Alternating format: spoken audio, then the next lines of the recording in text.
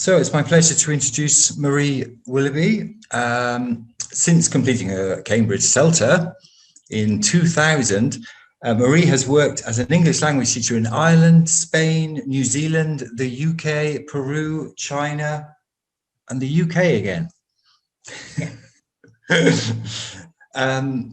Marie has worked at International House in London since 2011, where she's been involved in teaching general English to adults. She has also worked as a teacher educator on Cambridge CELTA and Delta courses, and delivered bespoke courses with closed groups of teachers from a range of different teaching contexts. She joined King's College in London in 2020, and her main interest is teacher education and how managers and teacher educators can better support CPD. Marie lectures on several different courses: MA TESOL, MA ELT and Applied Linguistics, BA English Language and Linguistics, and MAELT Applied Linguistics. Gosh, that's a lot. That's a lot of courses. So I'm just going to hand over to Marie. Thank you very much, Marie. I'm sure we're all looking forward to it. Please. Thank you. Thank you so much. First of all, I would just like to say thank you so much for inviting me to talk. I feel very honoured to be part of this first Saudi TESOL conference, and the fact that so many of you are here as well really speaks to your commitment to your own professional development. It's really incredible. So let me share my screen. I know that I need to put it in full. Come on, go slideshow. Okay, so today I will be talking about some practical ideas for encouraging learner enjoyment online, but also these practical ideas can be used in face-to-face classes as well. But really the impetus for this, well, I'll talk about that a little bit later, is trying to bring that face-to-face engagement that you get into the online classroom. So yes, as Ian said, my name is Marie, but often people call me Ree. So that's why you might see my name in both forms throughout. Okay, great.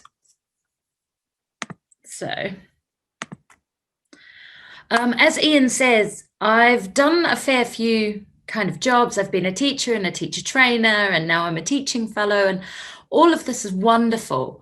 And I've had some incredible experiences, and I've got to work with some really incredible people, but deep down inside, I'm a teacher. Like, I fell in love with teaching the first time, and possibly not the first time on my course that I did it, but you know, it's really where my heart lies, teaching. And one of the things that I really enjoy about teaching is that feeling that you get in the classroom when the students are enjoying it and you're enjoying it, and you know that there's progress and there's flow happening. And so that's really what I wanted to kind of investigate a little bit, is this idea of learner enjoyment. So learner enjoyment is something which has only recently started to be investigated by researchers. A lot of research into learners' emotions has focused on anxiety in the past, but now based on progress made into positive psychology, we're starting to look much more at the effect that positive emotions play in the classroom. And what's really wonderful about this is I feel like it really backs up what we as teachers know to be true, that if our learners leave the classroom having learned something and having had at least a little bit of fun, then we feel like we've done a good job, or at least that's how I felt. And one of the main reasons I'm really interested in this in terms of online teaching is because, you know, as we all experienced this year, all of our skills and successes, our mastery over developing a good classroom atmosphere,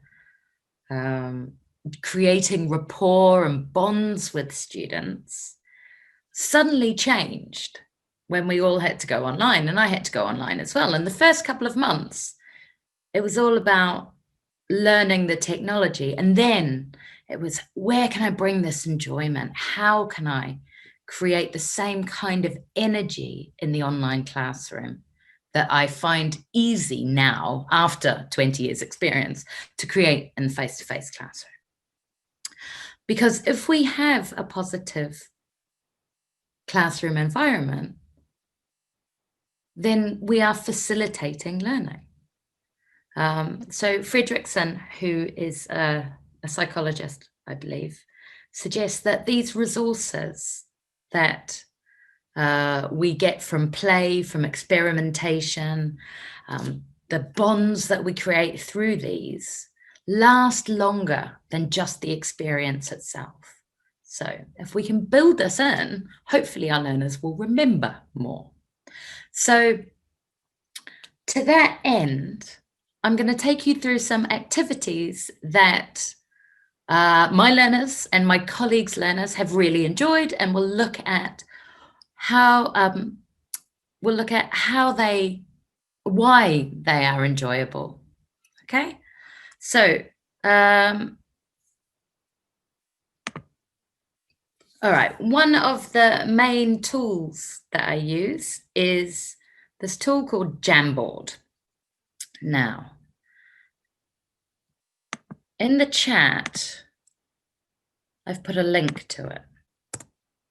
Okay. And I'm going to share it from my screen so that you don't need to worry about it. This is a Google program. Okay. And here, what I've done is I have put together a whole lot of pictures, and my instructions would be, in breakout rooms, talk together and choose the 3 pictures that you feel most represent your feelings about teaching online. Okay, so just take a minute and have a quick look at these pictures. Are there any that for you really resonate about your feelings, or resonate for you about how you feel about teaching online?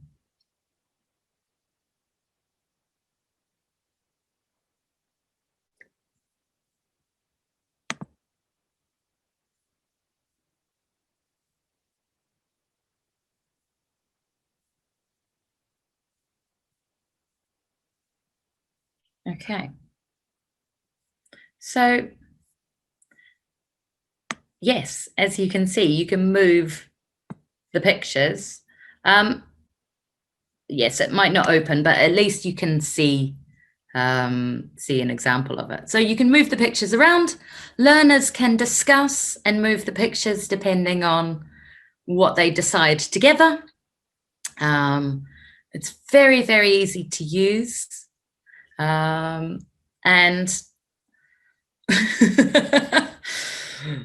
and as you can see here, I've actually just duplicated the exact same slide 20 times. So you can put students in breakout rooms, they can talk together. Okay, so very quickly in the chat, okay, could you comment on which photo you feel most represents your feelings of online teaching? So for me, it's actually the swan, okay? Because you're trying so hard on the surface to keep everything going smoothly, but underneath, I'm working really, really hard to keep things going and try and remember what the technology is, okay?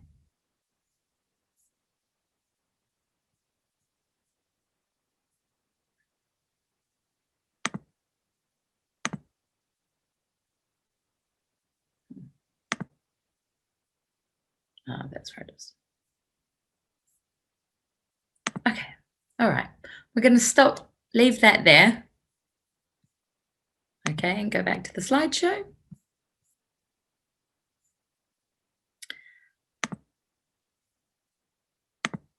Okay, so these are the instructions.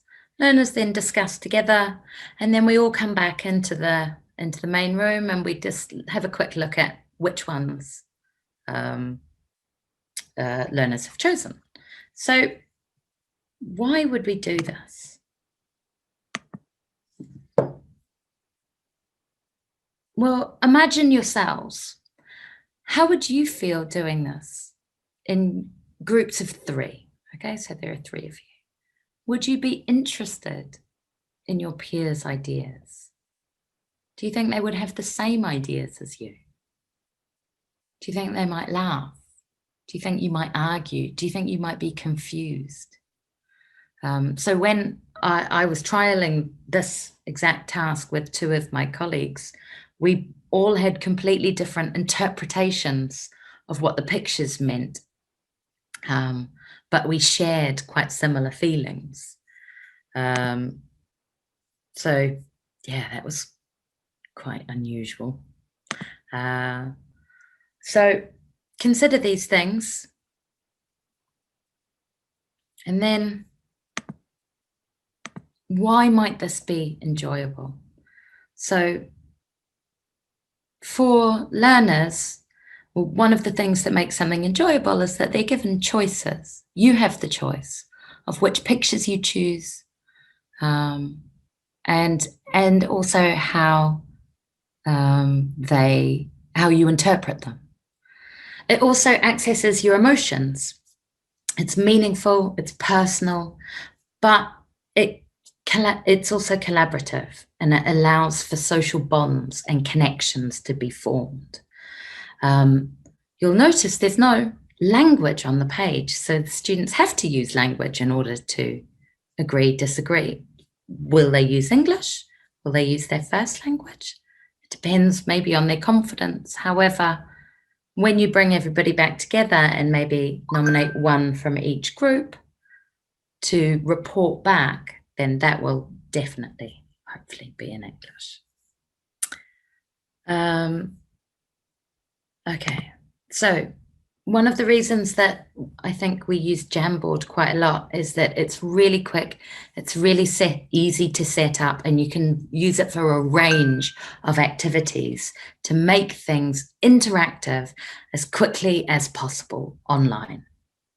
So here, the picture task, I would use this maybe to set the topic. It could also be used for pre-listening, pre-reading, to activate background knowledge. It can be used for language clarification as well.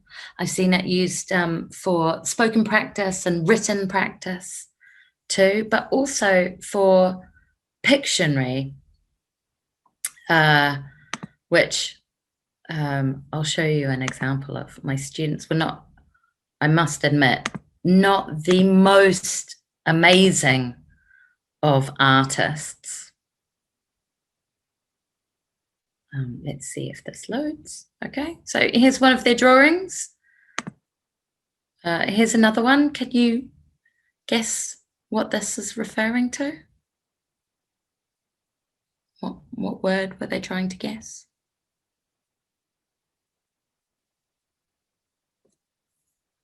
No, it was chatterbox. Okay, good. Close. Yeah, chatterbox. So the students worked together in teams. One of them drew, and the other students kind of yelled about what they thought it might be. So again, it brings that kind of interaction and engagement. Good.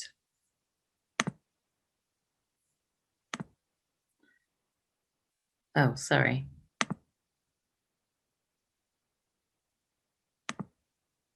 Okay. All right, so back to the PowerPoint. So Jamboard can be used for loads and loads of different things, and it's a way to take one of your class book activities off the page and put it somewhere else. Put it in such a way that there's a bit more interaction. Okay. Another another, I suppose, technique I quite like to use is classmate speculation. So this is a vocabulary activity. It's taken from English Unlimited pre-intermediate. In fact, all of the material that I'm going to be looking at is taken from English Unlimited pre-intermediate because I had access to a PDF of it, but also I know that many of you might use this book. So here, rather than just going with straight personalization, I like, I don't like, I play, I don't play, instead of doing it that way, we get the students to think about their classmates, their peers. Okay, so you can do the straight, I think, I don't know, I think my friend, someone, plays tennis at the weekend, okay?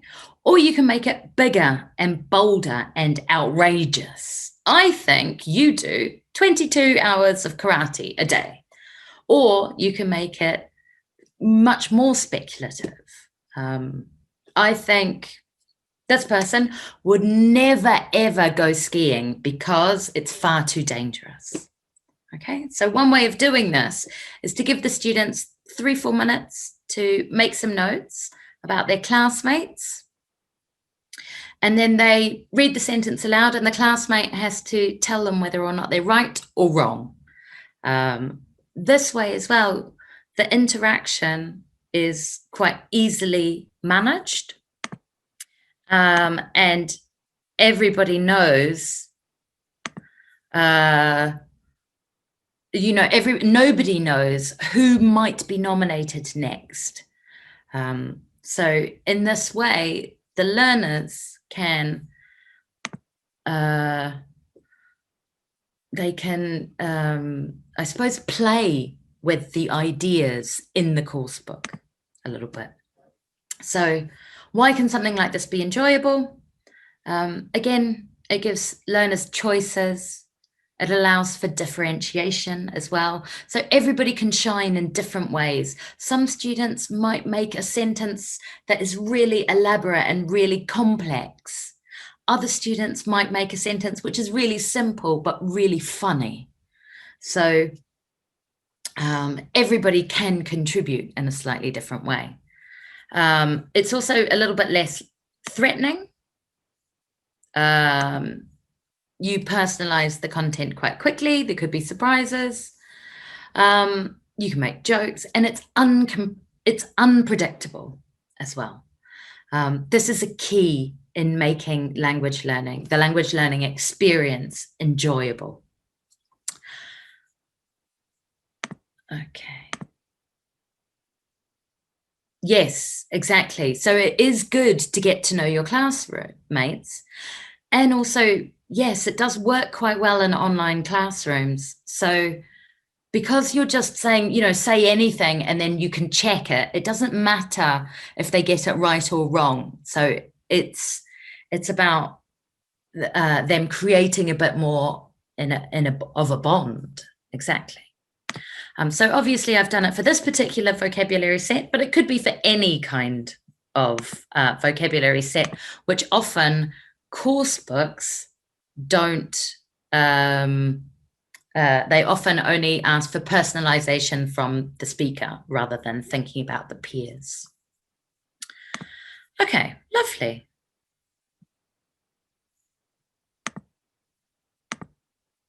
Okay, great.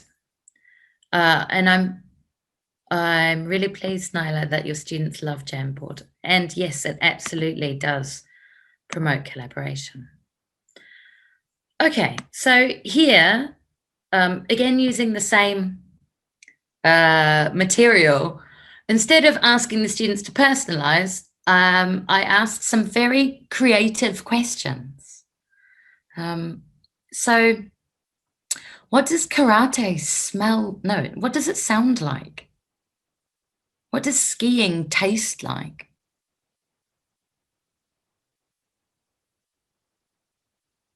Okay, these questions are designed to get students to think beyond the box a little bit, but also provide a little bit more stimulus.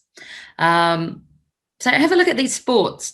Which sports do you think would be easier if you had more hands?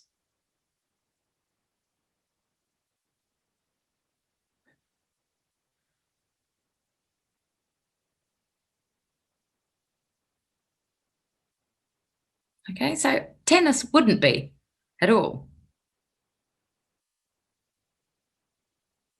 I don't think skiing would be, but volleyball definitely would be. Okay, so we can ask just a few more questions that will help learners process in a slightly different way. Again, these questions don't appear in course books, okay? Yeah, absolutely. Yoga for extra support. That would be really, really quite useful quite a lot of the time, actually. Okay, great. Yes, unpredictable questions, unusual questions. So one of the ideas here as well is that it promotes creativity, lateral thinking, it increases cognitive processing, and also it's achievable. Students and teachers alike can use humor, and again, this could be made competitive too. Yeah, I think one of the things is when the students leave the classroom, what will they remember? Will they remember they talked about sports, or will they remember that they were asked about, you know, what does swimming smell like? That's unusual. And when things are unusual, they're much more likely to stick. So coming up with these questions can be quite challenging sometimes. So sometimes I sit down before a class, if my class is 3 hours long, and I think, okay, where can we play a little bit with these ideas here? Great. Yes, absolutely. Long lasting, hopefully. Yeah. I mean, I'm not sure about you, but I still remember the unusual things that my language teachers did or said. In fact, my most memorable class ever, I think, was when one of my teachers came in wearing a rabbit suit for some reason. No idea why. Okay. Great. So another way of adapting material is when we look at texts, sometimes our students don't really relate to the text. Maybe they don't have very much experience of this particular topic itself. So what I quite like to do is to get learners to think about who in their life this topic is relevant for. So I'm going to show you a really short text, again, taken from English Unlimited, and decide who in your life would be slightly interested, who wouldn't care at all, and who would want to learn more about this.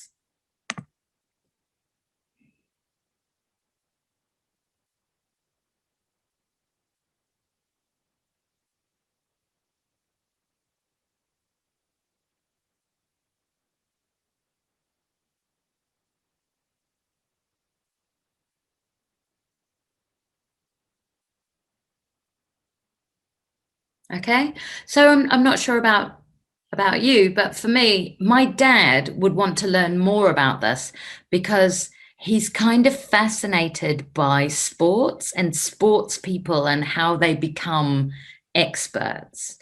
But The rest of the family probably wouldn't care about it at all, because he actually talks about it quite a lot. And so my mum, for example, would be like, no, don't tell me about that.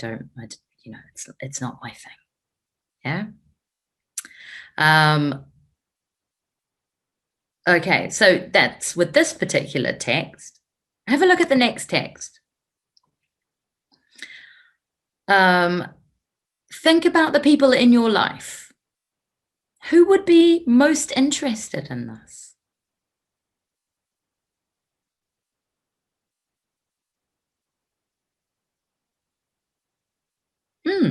Yeah.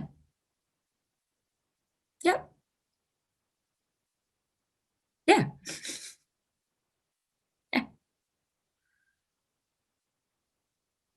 Yeah. Okay, great. So everybody has different answers.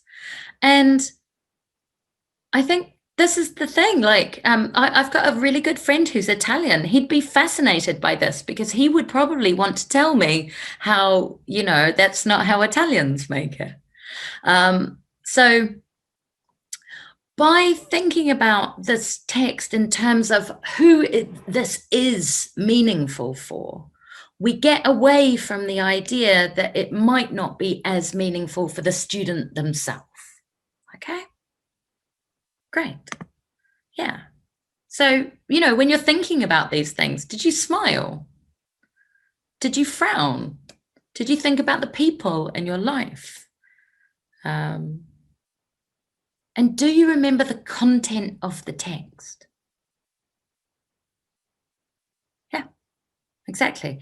So then you take something which learners don't really have, maybe isn't relevant to them, and then you make it relevant by making it link to the people in their life, and people that they know well, right? So, for example, I'm not into football at all. So if I'm asked about football, I can't talk about it. I've got nothing to say. But I can talk about the fact that I'm not into football. I can talk about why I don't really like it. And I can also talk about my friends who really like it and how I feel when they talk about football. Okay? Because that's my experience of that particular topic. And a lot of the time, coursebook personalization, as I said before, it only stops at the learner rather than the wider community. Yeah, absolutely. And male students don't like to talk about cooking. Fine. Why would they? But they will probably know people who are interested in cooking, their family members. But also, when you're looking at it from this way, you have to evaluate the information differently. You have to read it in more depth, not just for the surface meaning, but, kind of apply it to your life a little bit more. It's also unusual. And yes, it completely does depend on the culture, and it also depends on the individual who's interested in what as well. So I think this is a technique you can do with any text, whether it's reading or listening. And I think you can do it face to face, but I think it's particularly important online, because when we're teaching online, we can't see our learners' faces as often, and we can't respond when they make it known to us in the face-to-face classroom that they're not into the topic. So, when I'm teaching face-to-face and one of my students goes, oh, I understand what they mean. They're like, oh, this isn't really relevant to me. And I do something about it. I'll shift it around. But online, yes, I have to be prepared for it and have something in play in case the topic won't work for them. Okay. Another activity you can do with coursebook material like this is you can get learners to imagine they are somebody. So take a moment now and write down the name of a famous person that you either really like or you really don't like.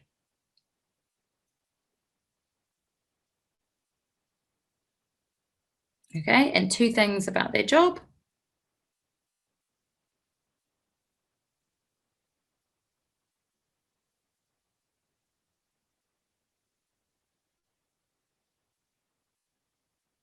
Okay, fantastic. So you can be anyone, and then once you've chosen your person, or once the students have chosen your person, then you do this work quiz, but you are now that person. Okay? So each person who chose these, you know, depending on who you chose, they'll have different answers. And then once the learners have done this, they are put into breakout rooms, and then they discuss what their answers were, and the other students have to guess. Okay?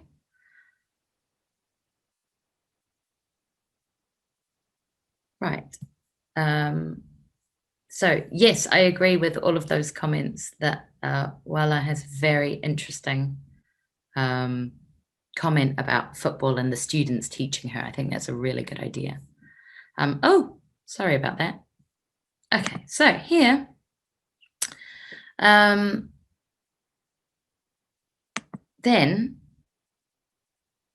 if you're doing this activity, do you think it would make you smile or laugh if you answered these questions from the point of view of Messi or Trump or Mo Salah? Do you think you would think harder? Do you think you would use your playfulness to answer these questions? Yeah. Also, do you think your peers could guess from what you've decided? Yeah. And how would you feel if they did guess? How would you feel if they didn't guess? It adds a kind of an element of game to it. Okay. And this topic, the work quiz, for a lot of our students, a lot of them don't really know very much about work or the work environment. However, or maybe they don't have very much experience of the work environment. But then if you put it into the point of view of frame it from somebody that they know well and imagine, they're much better able to engage with the topic.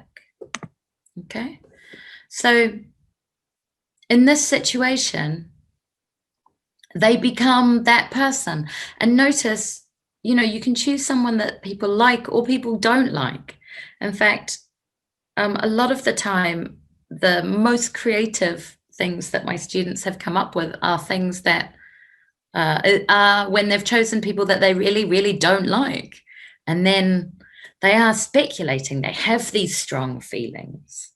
It makes it more relevant for them because it's something that they have come up with as well. But also, if peers guess or you guess your peers' things, you get this feeling of success as well, and that recognition of doing a good job. Okay. Questions? Yeah. Comments? Okay. Express personal views and ideas. Yes, about these people within a context that the learners aren't all that familiar with sometimes. Okay, lovely. So another tool that I use in class quite a lot is this one called Flipgrid.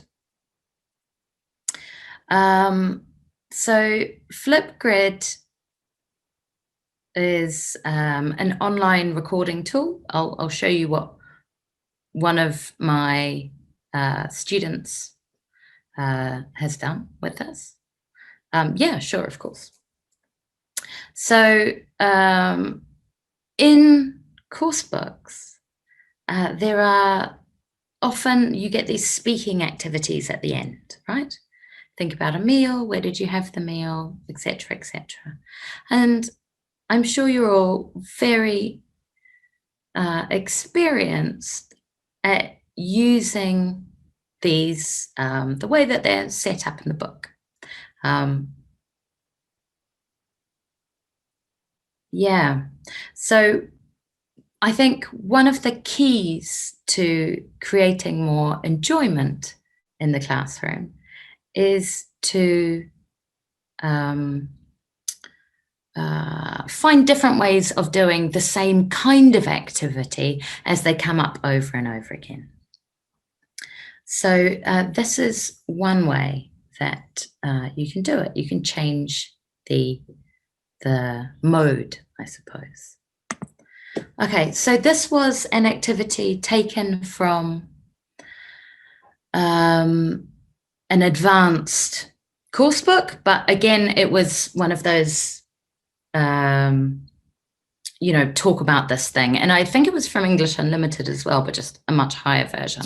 And this is what the learners were given.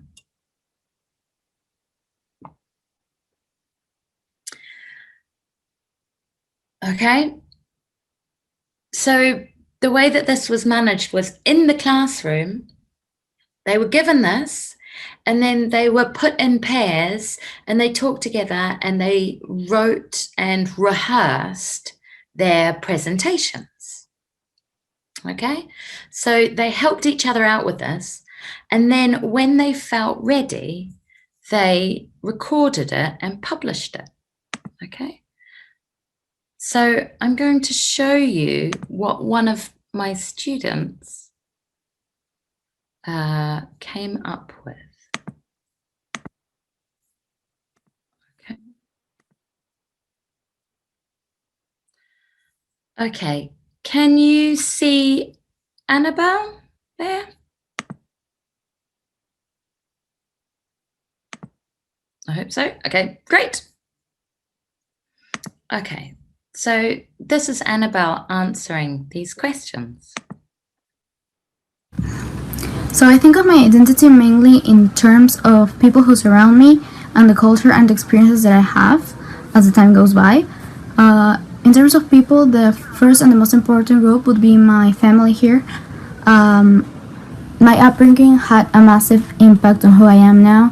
Well, both of my parents are Catholic, so that influenced on my religion choice because I'm Catholic, and my brother too.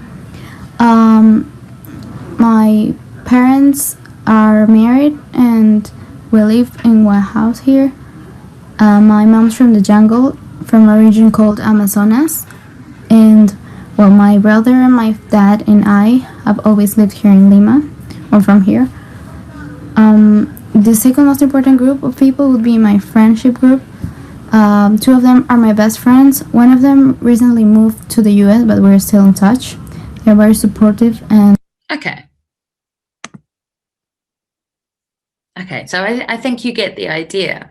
So obviously she's a very high level learner, but as you can see, the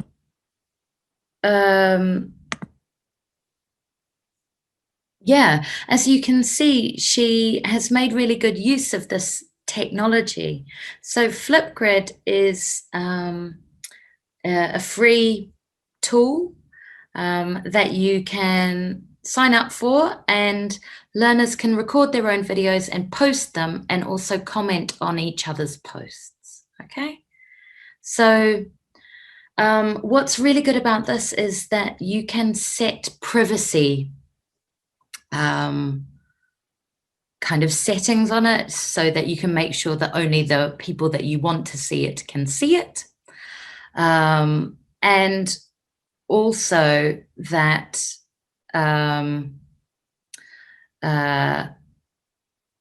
what else? Oh, and if your learners aren't comfortable recording videos, you can also record audio responses as well. So for lower levels, I would do exactly the same way, but I would just use this task.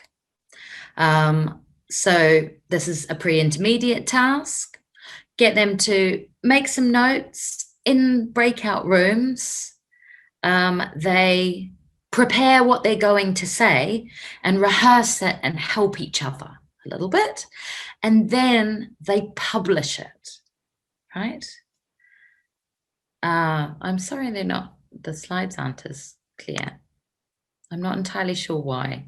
Let me try again. Yes, it can be really helpful to get students to introduce themselves. In fact, I've done this at the start of one of the MAT cell courses I was running, because learners were all online. Some of them knew each other, some of them didn't. And I think it does break the ice a little bit. Okay.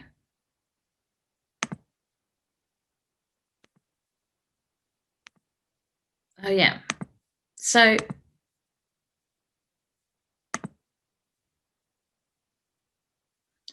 the video isn't on YouTube.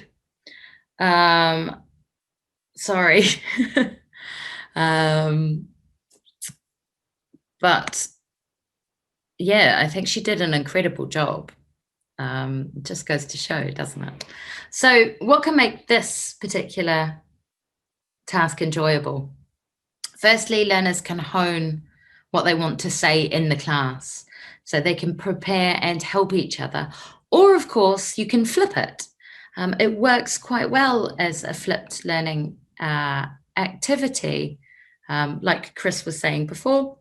And because the learners have this opportunity to help each other, they have more opportunity to be competent as well, because they get to rehearse, and they get to record it again.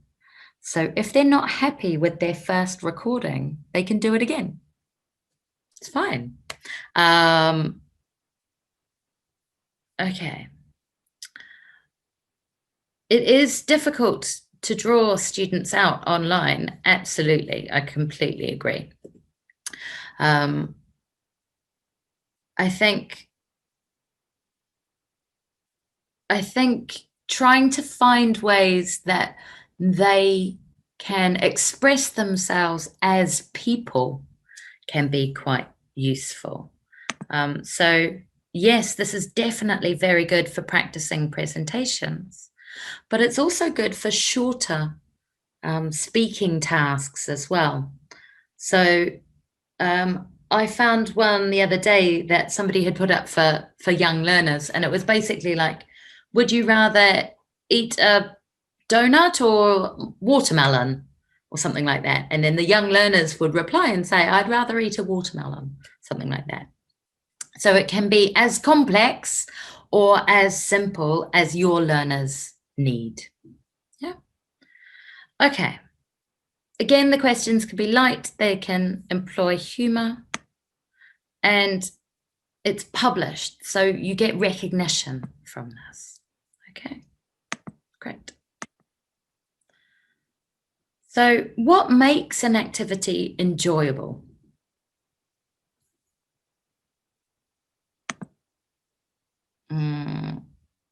What video? Hang on. Okay. Is the video thumbnails minimized? Okay. Sorry. Okay. So all of these things make activities enjoyable. Is there anything you'd like to add that you feel make an activity enjoyable?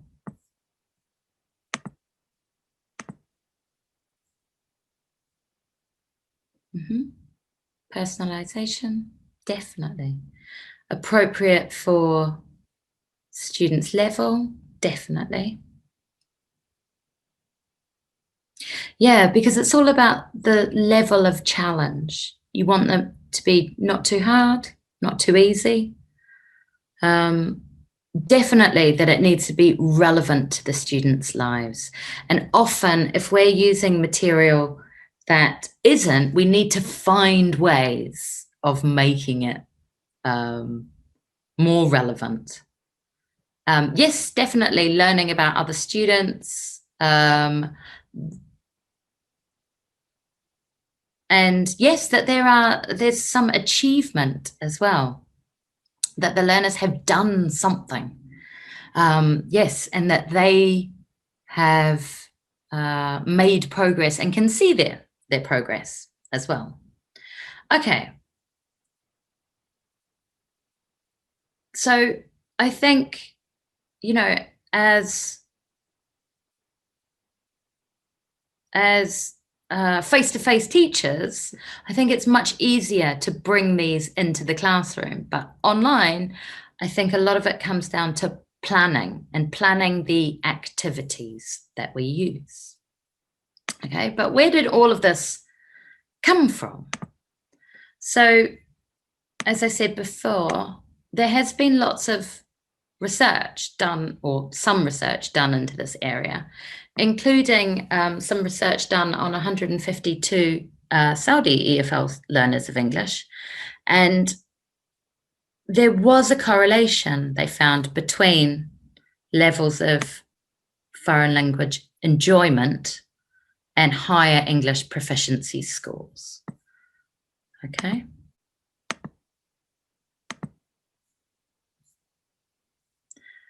So it's really important for us as teachers to find ways of increasing this enjoyment in our lessons.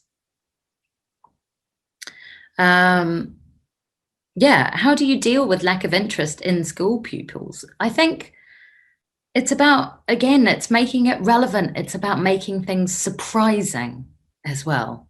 It can be really difficult, but if learners come to class, they don't want to be there and they know exactly what's going to happen. They know the same thing is pretty much going to happen. They're not going to be as motivated as going to a class where something slightly different happens all the time. Yeah, exactly. So competitions, something that's unpredictable. I think the other thing as well is that as teachers, obviously, we have a great amount of investment in language and language itself. Like, I could talk about language for days, but often my students don't really want to know very much about language. They want, yes, all of the authentic conversations. They want interests. They want competition. So in this, in some research that was done in 2014, basically it comes down to, in this particular group of people, classroom activities seem to have the most impact on foreign language enjoyment as well. Yes, I agree. Unpredictability can be threatening for some people. I think it depends how things are unpredictable.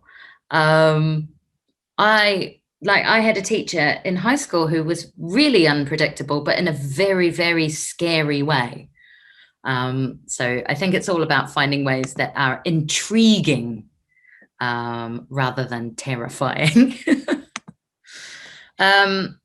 So Duale and McIntyre concluded that the kinds of tasks we need to be looking at were things that empowered student choice and things that are relevant to their needs or interests.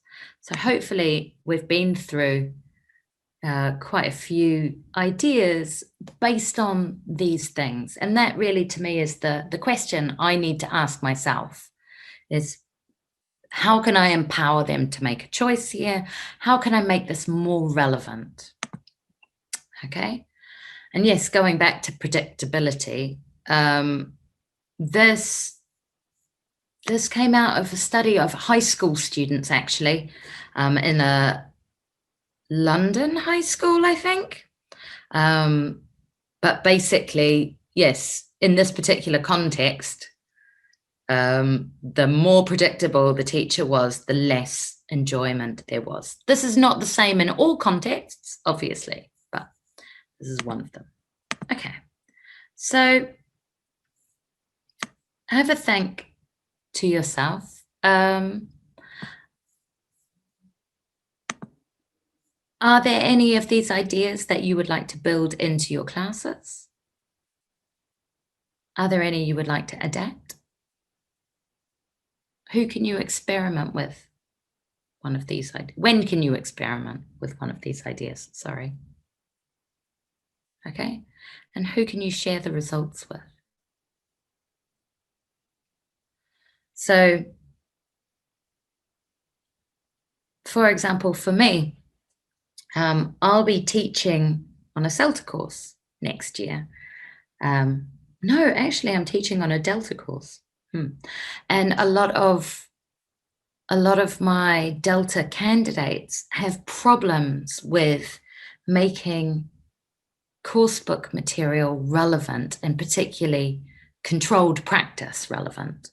So I'm going to be exploring that with them, is getting learners, getting my trainees to think about the relevance or what adaptations we can make to get the learners into what they're doing. Okay, fantastic. Have you got any questions for me?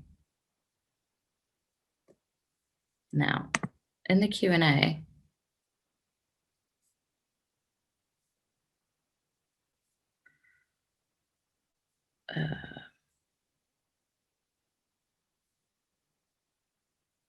okay. Is there a possibility this enjoyment can negatively affect the pacing schedule? Yeah, this is really interesting. I think yes, and hopefully no. It's all about where you make the changes. So what I've tried to do is think about ways that you can make really small changes without taking too much time.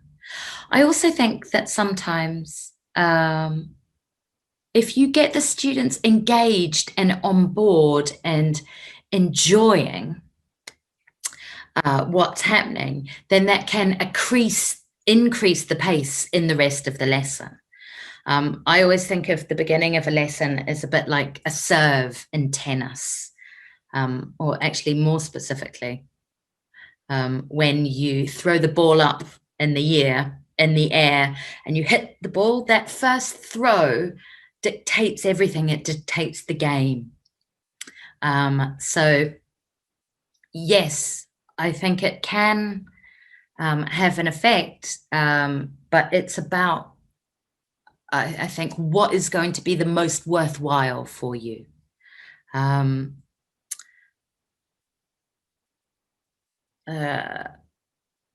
Okay. What about the students who don't really engage in any sort of technique? Yeah, that can be quite challenging, I would say. Yeah, let me, I'll stop sharing. Yeah, it's very difficult to engage students who are 100% like not there. Some ways, I think, is by focusing on the students that are there, and then I don't know about you, but I get a little bit jealous when other people are having fun around me and I'm not. So I think sometimes creating an environment and using the energy of the students who are active in the class, and then bringing in the quieter students in a non-threatening way can help with that. Obviously, that takes time. It really, really does, to build that in. Okay. Do I think learners can activate with online classes as good as face-to-face? Yes, I do actually, but they have to be really committed to it. I've seen some really incredible online classes with students really being really collaborative, really interested in what the learners are saying, and what each other is saying. I do think it can work. I think it's harder in terms of planning, and I think it's harder in terms of us being able to engage in the way that we're used to. But again, you know, it's a really exciting set of skills that we're all learning to build, which I think is quite wonderful, really. Yes, enjoyment is difficult to maintain in context when the teacher is with the same students for a long time. And yeah, absolutely. And that's the thing, is no lesson will ever be up, oh, where's my hand? Up here the whole time. You know, this is really tiring if it's all like, go, fireworks. That's actually quite overwhelming. I think the key is to have moments through the lesson, so that, you know, the pace can increase, decrease. There's some enjoyment, some fun, something unpredictable, something predictable. You know your lessons, you know your materials, and you know your student profile as well. So, you know, you're in the best place to make those decisions of where you're going to put this in. Yes, technology problems can definitely interfere. In fact, I have them all the time. It can be problematic, but I would say the vast majority of the time, students are quite aware of that happens, and all we can do is make sure that we have the best technological setup that we possibly can, and that we have resources and people to support us in that. Okay, to what extent can we use humour drawn from personal experience in online class? Loads, absolutely loads. I think telling personal stories is one of the best ways of engaging people. I do that a lot in my face-to-face classes, but also a lot in my online classes, particularly stories that will elicit a bit of a laugh. Yes, group work and pair work, absolutely. Definitely, these students need to interact together, because as you're experiencing now, you know, there's things that you want to say, things that you want to contribute, and it's very difficult to do in this open space sometimes.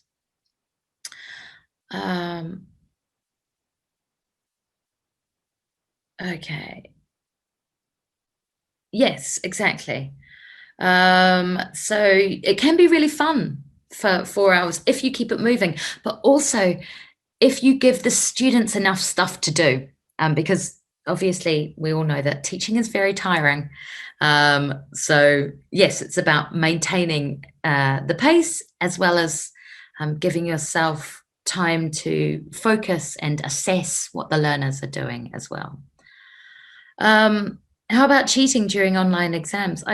Sorry, that's not really my area of expertise. I think that's a very interesting question.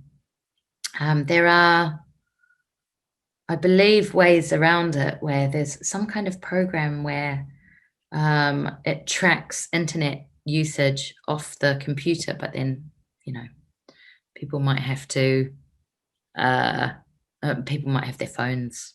Yeah, I'm not sure. Okay, great. So a teacher needs to get students to participate, to think outside the box. Yes, I agree. And that's one of the questions that I first had at the beginning, was how do I do the stuff that usually works the best in my class? Because I don't have my classroom anymore, but how do I get the same result? And the ideas that I've just came went through with you have given me the same or similar results as the activities that I would generally do.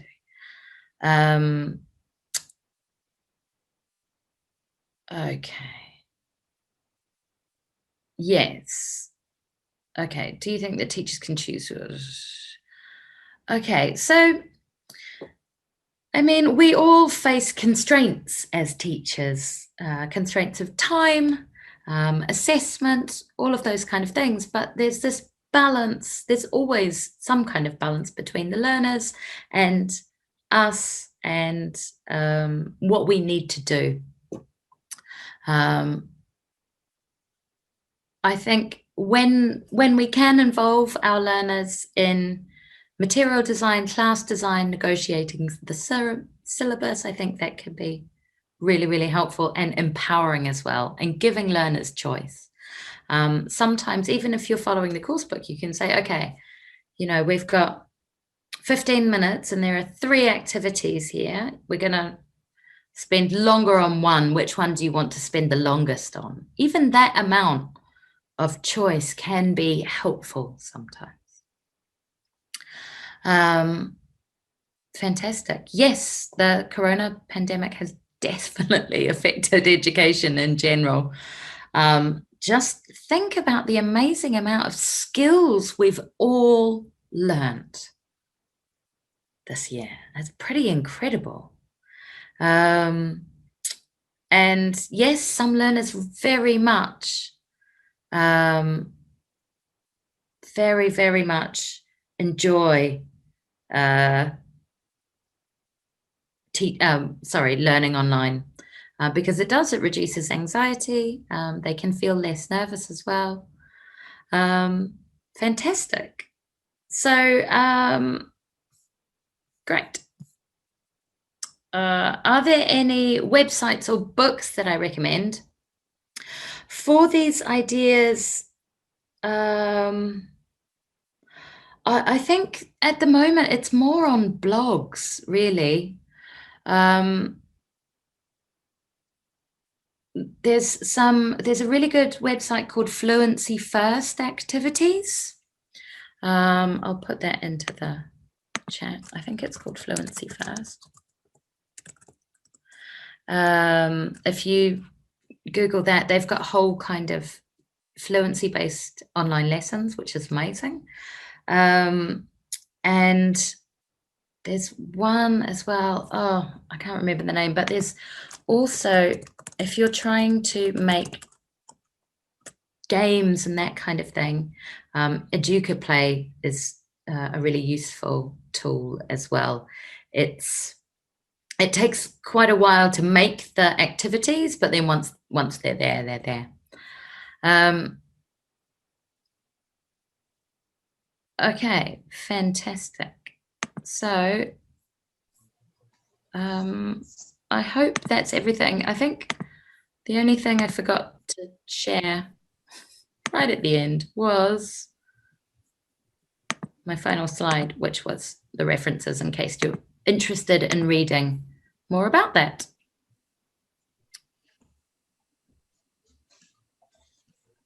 Thank you very much. Thank you, Ruben. Okay, you're welcome. That was fantastic. Thank you very much. Some wonderful ideas. Yeah, Blackboard can be quite sterile. So, you know, getting in touch with people's feelings and emotions is one way to sort of counteract that, isn't it? It's can be a quite dark environment on Blackboard, particularly without cameras and things. So yeah, those are lovely ideas. Thank you very much indeed. Thank you very much. It was my pleasure, and thank you all once again for coming and for letting me to be part of this. I've really enjoyed it.